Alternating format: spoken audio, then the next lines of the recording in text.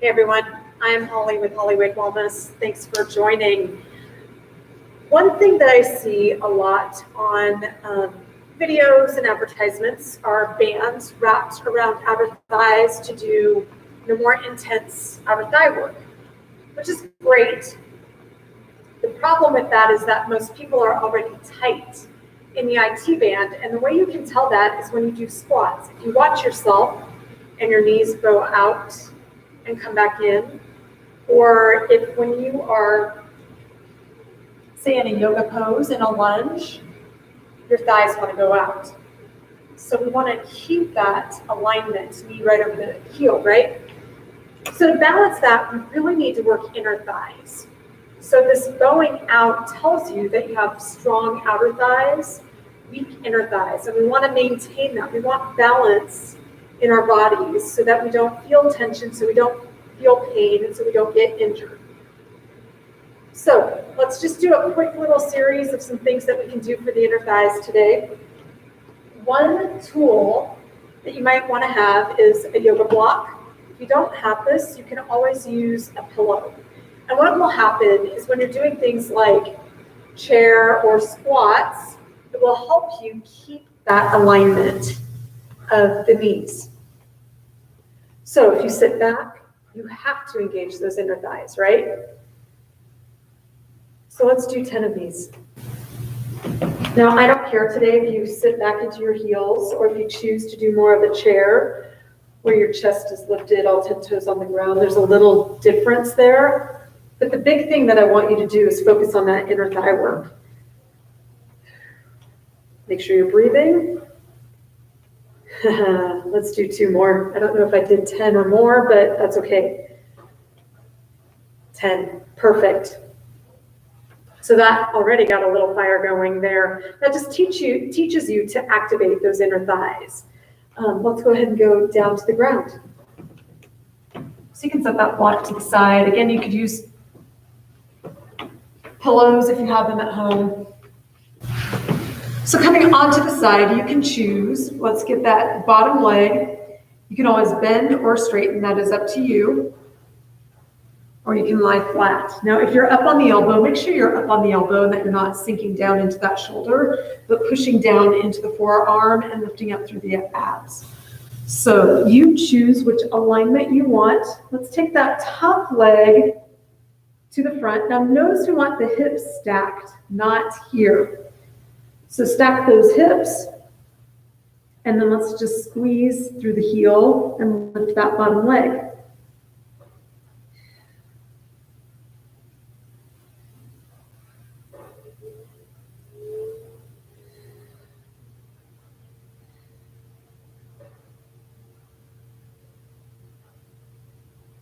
Two more.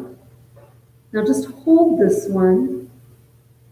Hold 10, 9, 8, 7, 6, 5, 4, 3, 2, 1, and lower down. Good. Let's do a clam. So open those thighs. And we're going to think about squeezing the bottom leg up. So you're going to have to use some abdominal strength here too. So it's a little kind of a roll. Halfway, make sure you're breathing. 5, 4, 3, 2, and 1. Perfect. Let's roll over onto our back. We will get the other side, but there's a way I'm going to do it so that it's a little more interesting and we don't get so bored. So coming into a shoulder bridge. So this is a typical shoulder bridge. We're strengthening glutes, hamstrings, but to engage those inner thighs, we want to squeeze those together. So use that block or that pillow once again. Push into your feet. Shoulders are anchored back and down, pressing into the backs of the arms. Lift up. Push those feet down and lift up through the glutes or the hips and pull that belly into your body. So think about squeezing those inner thighs toward one another. We're going to hold for 10, 9, 8, 7, 6, 5, 4, 3, 2, and 1. Go ahead and lower down. Perfect. Let's go ahead and go to the other side and do those inner thighs. So flip on over. We're done with that block or the pillow. Lying flat, hips are stacked. You can always bend that bottom leg if that's more helpful for you. Top leg to the front. And here we go. We're going to lift. So it helps if you flex through your heel as opposed to point.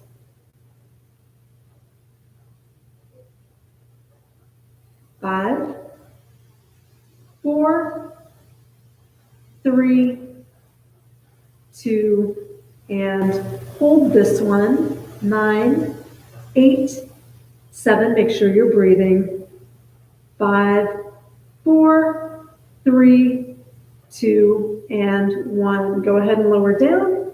Make that little clam shape with your legs. So we're going to bend both knees. Feet are together. And just bring that bottom knee up to the top. Now they may not completely touch, and that's okay.